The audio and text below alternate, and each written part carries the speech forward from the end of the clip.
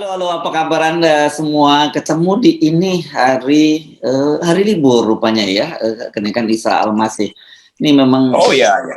ya, hari ini Bung Rocky ya. Jadi memang kebiasaan sebagai wartawan ini nggak kenal tanggal merah. Jadi tradisi saya juga kadang-kadang cuma bingung ketika dikasih tahu orang, oh ini tanggal merah. Oh ya tanggal apa ya? Baru kita cek, oh rupanya hari Isa Al-Masih. Karena memang orang di media nggak kenal namanya tanggal merah itu. Mau tanggal merah, mau tanggal biru kalau waktunya masuk kerja terus kerja gitu, dan itu ke bawah sampai sekarang gitu ya, Bung Rocky. Sorry deh kalau KPK nggak. dia banyak libur. Iya, iya, iya, iya. KPK banyak libur sehingga dia lupa bahwa dia tugas buat cari masiku. Dia libur. Iya, iya, iya, iya. Oke, soal itu memang sekarang lagi rame. Jadi saya kira jadi bulan-bulanan memang Ketua KPK Firly ini soal Harun Masiku ya, karena dibongkar habis itu oleh mantan pegawai KPK yang dinyatakan tidak lolos tes wawasan kebangsaan. Jadi kemungkinan besar salah satunya adalah karena mereka ini bisa nangkep Harun Masiku, sementara targetnya harusnya jangan ditangkap, jadi karena itu harus disingkirkan. Itu berita yang menarik, Bung Rocky. Tapi jangan lupa, hari ini harusnya kalau Anda ada waktu, Anda mesti mampir ke Solo, karena akan ada Royal Wedding hari ini. Ketua Mahkamah Konstitusi, Anwar Usman, menikah dengan adiknya Pak Jokowi. Tetapi di satu yang juga saya kira yang menarik, kalau kita tadi bicara KPK, ternyata ada satu event yang menarik, momen yang menarik ketika Ketua Umum PAN di KPK, Zulkifli Hasan tuh bicara soal PT 20%. Nah, saya kira ini agenda besar kita ya, Bung Rocky ya, agenda besar kita. Dan kalau nggak salah, kita boleh lah ngeledek-ledek Pak Firly soal Harun Masiku, tapi soal PT 20% dia dalam barisan yang sama dengan kita gitu ya. Dia juga mendorong itu. Nah, mudah-mudahan Pak Anwar Usman setelah menikah juga ternyata kemudian juga ada dalam barisan yang sama bersama kita. Juga kalau Pak Jokowi gitu juga kalau kalau mau dorong Ganjar, kalau nggak berhasil merangkul partai-partai politik ya bikin PT 0% gitu ya, Bung Rocky. Oke, Bung Rocky, itu beberapa topik yang saya kira menarik untuk dibicarakan. Juga soal capres dari Nasdem ini juga sudah mulai menghangat gitu. Siapa sebenarnya kira-kira yang akan diusung oleh Nasdem? Ya, saya kira ini minggu yang akan menentukan awal dari perkelahian politik sebenarnya. Karena mulai terjadi semacam pengkerucutan tuh. Jadi kalau saya rumuskan dengan gampang ya, PAN, Bang Jul yang dipanggil sebagai ketua PAN mulai nyadar, sementara Caimin mulai panik. Jadi semua hal sebetulnya ada di depan mata kita. Tapi kita tetap ingin agar sebuah demokrasi ini dituntun dengan akal pikiran yang lurus itu. Kalau kita mulai dengan soal Pak Firly tentu dielulukan oleh mereka yang menginginkan presidensial threshold 0% akan menjadi dasar supaya KPK juga lebih ringan di dalam politik. Karena Firly sendiri mengakui bahwa karena tiket yang mahal maka semua orang jadi koruptor kan. Jadi ya jangan pasang tiket kalau begitu tuh. Tapi bersama dengan itu orang akan nilai apakah Pak Firly juga berani untuk membongkar tiket-tiket lama yang menyebabkan Harun Masiku sampai sekarang menghilang. Kan itu kan moral clarity-nya di situ. Jadi dengan mudah orang anggap bahwa ya Pak Firly masih menyimpan kasus yang sebenarnya terhubung dengan PT 0%, PT 20%, sehingga Harun Masiku harus menyogok itu. Jadi itu dasar kejelasan etis di dalam politik kita. Kalau Harun Masiku nggak ada ya absensi aja kan, in absensi aja diadili itu supaya ada kepastian tuh, bahwa dia bersalah apa nggak bersalah. Kan Harun Masiku ada dalam keranjang partai besar PDIP itu. Di dalamnya ada ketua umum, ada sekjen yang di awal-awal bikin kalimat-kalimat yang membuat orang merasa bahwa itu dilindungi itu. Jadi bongkar aja kan, dipanggil aja satu-satu, walaupun Harun Masiku nggak ketemu, tapi keranjangnya kan ada. Jadi kita mulai follow the keranjang, kira-kira begitu. Tapi dari keranjang ini nanti bukan kotak Pandora, keranjang Pandora kan, kalau terungkap bisa jadi gitu dong. Ini keranjangnya udah terbuka dan kalau kotak Pandora masih perlu alasan untuk membuka. Kalau ini kan udah jelas. Harun Masiku kader PDIP menyogok KPU-nya udah ditahan siapa itu, Wahyu apa Yuwa itu Setiawan ya. Jadi kasusnya udah dibuka tuh. Ini tinggal soal menghukum. Harun Masiku mau dihukum, perlu proses hukumnya tuh. Dia nggak ditemukan, lakukan in absentia. Siapa saksi-saksi? Ada saksi-saksi kuncinya, yaitu ya ketua partai PDIP, sekjen PDIP. Jadi itu yang disebut keterbukaan politik. Nah baru kita dari situ kemudian ada semangat untuk melihat bahwa oh kalau begitu KPK ada bagian dari upaya untuk membereskan bangsa ini. Dari situ kemudian orang punya referensi lain tuh, bahwa referensi keterbukaan politik bukan sekedar melalui partai politik yang memang juga mulai terbuka hari ini, tapi pada proses pemberantasan korupsi. Jadi begitulah setting awal. Sambil kita menyemangati Pak Jokowi dan Pak Mahkamah Konstitusi supaya ikut dalam arus ini. Dan sekaligus kita ucapkan selamat Royal Wedding. Semoga pasangan ini berbahagia. Dan masyarakat Indonesia juga akan nunggu kebahagiaan dari keputusan Mahkamah Konstitusi yang kebetulan sekarang adalah ipar dari Presiden Jokowi. Kira-kira begitu. Oke, kebijakan. Ya, ini biasanya orang menyebutkan gini kalau dalam pernikahan apalagi sebagai Muslim, sakinah mawaddah warahmah. Gitu ya. Demikian juga dalam politik. Supaya ada politik yang sakinah mawaddah dan rahmat. Ya. Oke, dan tetapi kembali lagi ke soal PAN tadi. Ini saya kira menarik ini Bang Zul ini. Bang Zul mesti kita dorong untuk mengajukan judicial judicial review ke Mahkamah Konstitusi. Kenapa? Ya. Karena kita pengen lihat nih alasan apa lagi yang digunakan oleh Mahkamah Konstitusi berkaitan dengan legal standing. Kan alasannya selalu partai peserta pemilu. Jadi saya kira kalau PAN langsung turun dan begitu juga dengan Caimin tadi Anda sebut, daripada disandra terus bolak-balik sini, langsung saja ke Mahkamah Konstitusi ajukan itu. Ini dramanya jadi menarik gitu, Bung Rocky. Ya itu poin kita dari awal. Partai-partai yang merasa tidak mungkin untuk punya calon sendiri, ya persoalkan apa yang menghambat dia kan. Jadi jangan setelah koalisinya berantakan lalu baru nyari alasan nih 20% tuh. Nah, mulai sekarang aja sebelum terlihat kekonyolan itu, mending Pak Jul, PKB lakukan sama-sama gerakan politik untuk mengganggu Mahkamah Konstitusi itu supaya pulih dari kedunguan, kan begitu kan? Ya. Yang saya maksud mengganggu Mahkamah Konstitusi ya, bukan mengganggu bulan madu ketua Mahkamah Konstitusi, itu jangan tuh. Biarkan bulan madu itu berlangsung mulus dan PT 0% juga bisa diproses secara betul-betul bertahap. Jadi tahap pertama orang akan lihat ada keseriusan PAN, partai-partai yang nggak masuk threshold karena alasan konstitusional, bahwa itu di belakangnya ada alasan karena kecewa nggak dapat koalisi, itu urusan mereka lah. Tapi kita mau tegak lurus, FNN, teman-teman pakar hukum tata negara berupaya keras untuk menerangkan pada publik bahwa kekacauan ini dimulai dari permainan jual beli kursi itu, dan 0% akan menghilangkan jual beli itu. Jadi itu ide dasar kita supaya kita bersih tuh. Biar juga nanti buzzer Pak Jokowi mengerti. Kan banyak juga buzzer yang menginginkan Ganjar misalnya jadi presidennya. Oke, bagus juga. Karena itu mulai dengan start di 0% kan. Kalau buzzer ini menghina-hina kita yang 0%, ya dia juga menghina Ganjar yang nggak bisa maju dong. Ini kan kejelasan logika aja. Kan status Ganjar itu sekarang boleh dibilang tunawisma politik, ya gitu. Itu tunawisma partai politik lah ya.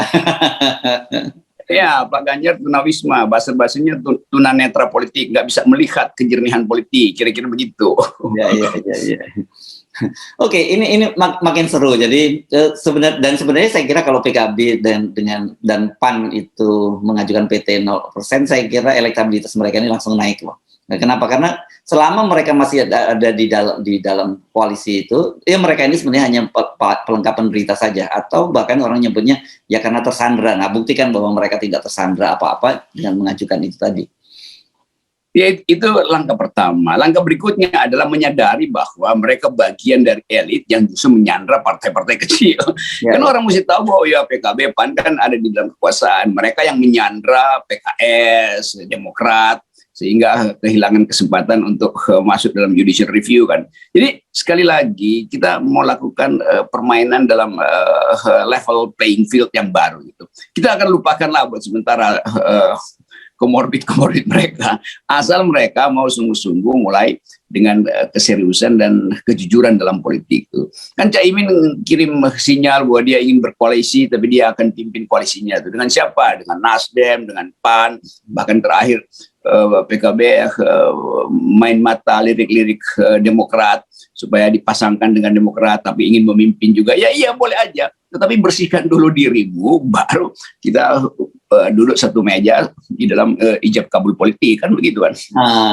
Menarik ini. Ya, karena memang kita melihat di era ini, di era pemerintahan Jokowi, kita mesti secara terbuka dan kalau menggunakan bahasanya Pak SBY dulu dengan bahasa yang terang, kan gitu. Melihat bahwa terjadi pemburukan. Sekarang soal pelantikan pelantikan sejumlah pejabat kepala daerah sudah mulai ramai dipersoalkan oleh banyak para pengamat. Ini berkaitan dengan ada satu orang anggota TNI aktif yang dilantik menjadi pejabat gubernur, pejabat bupati di Serang Barat gitu. Terus kemudian ada juga kecenderungan nanti kita khawatir bahwa ini akan menjadi pola baku, dan ini Presiden Jokowi mulai main mata dengan Pak TNI dan Polri. Dan kita tahu kok sebenarnya ini juga kan bagian dari strategi mereka memenangkan pemilu dan Pilpres tahun 2024 kan. Bayangkan Bung Rocky, ada 271 kepala daerah. Bayangkan itu ya, mulai dari gubernur sampai bupati dan wali kota, itu kan menjadi tim sukses mereka sendiri itu. Iya, itu saya dalam 2 hari ini berkomunikasi dengan teman-teman aktivis politik Maluku dan merasa bahwa kok pemerintah menganggap apa kita nggak punya orang di daerah kita untuk jadi semacam pejabat tuh. Lalu mereka bertanya ke saya, apa layak seorang jenderal aktif itu, tentara aktif itu ikut dalam pemerintahan sipil tuh. Saya bilang jangankan jenderal, sipil pun nggak boleh diangkat. Ya. Jadi bukan sekedar karena jenderal maka orang merasa tidak boleh. Bahkan kalau calonnya sipil itu nggak boleh. Kenapa? Karena konstitusi kita secara terang mengatakan semua proses pemilihan pemimpin politik daerah sampai pusat harus dimulai dengan kepastian bahwa dia dipilih oleh rakyat. Konstitusi pakai istilah dipilih secara demokratis. Itu artinya dipilih oleh rakyat, bukan ditunjuk. Jadi kesalahan betul dalam desain sejak awal yang ingin mengangkangi hak rakyat lalu mulai main tunjuk. Kan demokrasi adalah pemilihan bukan penunjukan tuh.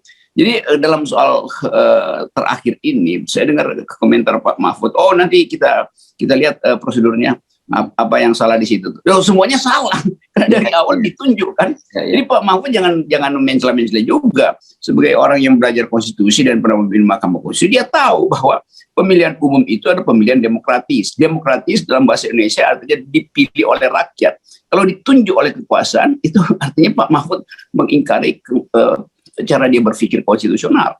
Jadi ini yang membuat kita bingung. Dan lalu kita cari jalan apa yang mesti dilakukan. Semua orang merasa nggak ada caranya. Bagaimana caranya? Udah diputuskan itu undang-undang. Apalagi nanti mungkin presiden akan bilang, oke, kami akan revisi undang-undang tentang keterlibatan TNI di dalam politik, maka dimungkinkan lah. Jadi dari awal kehendak arogansi kekuasaan itu menyebabkan kekacauan politik di bawah. Jadi kalau protes dari masyarakat Maluku itu masuk akal, bahkan protes dari seluruh rakyat Indonesia makin masuk akal. Kalau begitu semua rakyat Indonesia protes, itu namanya people power, kan itu konsekuensinya kan. Jadi sekali lagi kita menjernihkan itu bahwa desain pengangkatan itu melanggar konstitusi, itu aja. Ya. Jadi kita jangan lihat air yang keruh di hilir ya. Justru persoalannya di hulunya kan gitu ya. Nah, betul. Ya. Karena berantakan di hulu ya maka terlihat air keruhnya di hilir. Padahal dari awal politik hulu itu adalah membabat hal yang sedang tumbuh, yaitu demokrasi yang bagus dibabat di situ, maka terjadi banjir lah. Ya. Jadi mulai sekarang jangan diributkan soal TNI atau sipilnya, tapi siapapun yang diangkat menjadi pejabat kepala daerah itu betul-betul menyalahi proses demokrasi ya, dan itu membuat demokrasi kita menjadi jalan mundur. Jadi diskusinya ke situ, nanti kalau enggak kita jadi teralihkan sebenarnya secara substansial apa yang jadi persoalan. Iya betul, dan yang substansi itu yang ingin diselewengkan oleh kekuasaan. Ya. Nah kita ingin agar supaya itu diklirkan, supaya jalan demokrasi betul-betul dituntun oleh prinsip konstitusi, yaitu demokrasi, pemilihan, bukan pengangkatan, apalagi penunjukan. Ya bisa aja kalau ada keterangan ini kesementaraan. kita nggak bisa bikin pemilu. Bikin pemilu itu dalam 2 bulan selesai, bikin pilkada selesai. Kan kardusnya udah ada kan, dan gemboknya juga udah ada tuh. Ya, dan kemarin kardus pilkadanya. Alasan salah satunya alasan pandemi, sekarang juga sudah lewat kan. Jadi sebenarnya dari sisi apapun sudah nggak punya dasar itu penundaan pemilu, penundaan pilkada di sejumlah daerah itu. Iya kan agak konyol, pilkada ditunda selama 2,5 tahun. 2,5 tahun itu artinya separuh dari tahun pemerintahan. Dalam 2,5 tahun, 271 republik ini, pemimpin republik tidak dipilih oleh rakyat. Bagaimana mereka bertanggung jawab pada rakyat? Jadi otomatis korupsi akan jalan terus, kesenangan akan jalan. Jadi kita bersihkan itu dari hulu tadi supaya air menjadi jernih di hilir. Ya, oke, Bung Rocky. Oh ya, satu lagi orang sekarang sedang rame ini kan dia soal sebenarnya ini bukan hal yang baru ya. Ini Pak Jokowi kembali menunjuk Pak Luhut untuk jadi penanggung jawab untuk menurunkan harga eceran tertinggi minyak goreng jadi Rp14.000 gitu. Tetapi ini saya kira yang sangat menarik, Kompas, saya membaca di Kompas hari ini dia menurunkan cerita tentang bagaimana kedekatan Pak Jokowi dengan Pak Luhut. Itu dimulai sejak Pak Jokowi masih jadi pebisnis di mana di Solo, yang waktu itu Pak Luhut cari siapa yang bisa mengolah kayu-kayu hasil mentah karena dia punya HTI ya, dan kemudian ketemulah Pak Jokowi di situ. Nah, itu berlanjut terus sampai sekarang, jadi dari kerjasama bisnis menjadi kerjasama pemerintahan, tapi saya kira kemudian berubah lagi sekarang menjadi kerja bisnis dan pemerintahan gitu ya, kira-kira ininya ya, alur ceritanya itu ya. Ya, itu yang kita sebut conflict of interest itu. Kalau disebut ya kerjasama awal adalah bisnis, itu artinya saling melindungi bisnis. Jadi kenapa Pak Luhut diangkat sebagai pengendali minyak goreng? Orang kalau baca Kompas, orang akan anggap karena sama-sama punya rahasia bisnis. Kan sesuatu yang berawal dari bisnis nggak boleh dicampur dengan kedekatan politik tuh. Yang kedua, kepercayaan berlebih Pak Luhut, kepercayaan berlebih Pak Jokowi pada Pak Luhut artinya ketidakpercayaan sempurna pada menteri yang lain. Kan begitu trade-off-nya. Jadi sekali lagi kita melihat bahwa ya begitu Pak Jokowi tunjuk Pak Luhut sebagai koordinator penyelesaian minyak goreng ini, maka harusnya Erlangga harus mundur aja. Kan itu kan Erlangga dipermalukan. Itu kan tugas Erlangga, demikian juga Menteri Perdagangan, demikian juga Menteri Perindustrian, atau bahkan Kapolri yang punya tugas Satgas Pangan itu kan. Jadi semua yang dikendalikan oleh Pak Luhut itu artinya tupoksi dari kementerian yang lain itu tidak berguna lagi itu. Nah, konsekuensinya mestinya malu bahwa Pak Jokowi hanya percaya satu orang. Jadi kepercayaan yang berlebih menyebabkan orang juga mesti tahu diri bahwa udah era kabinet udah selesai, cukup punya satu menteri yaitu Luhut, semuanya beres tuh. Dan kemudian orang nilai apa dasarnya itu? Apakah karena keahlian Pak Luhut? Bukan. Kalau menurut Kompas itu karena ada asal usul bisnis. Jadi kesimpulan terakhir penyelamatan bisnis sebetulnya itu kan begitu. Iya. Jadi ini jadi semacam program di Off the Record FNN ya, membaca berita di balik berita gitu ya.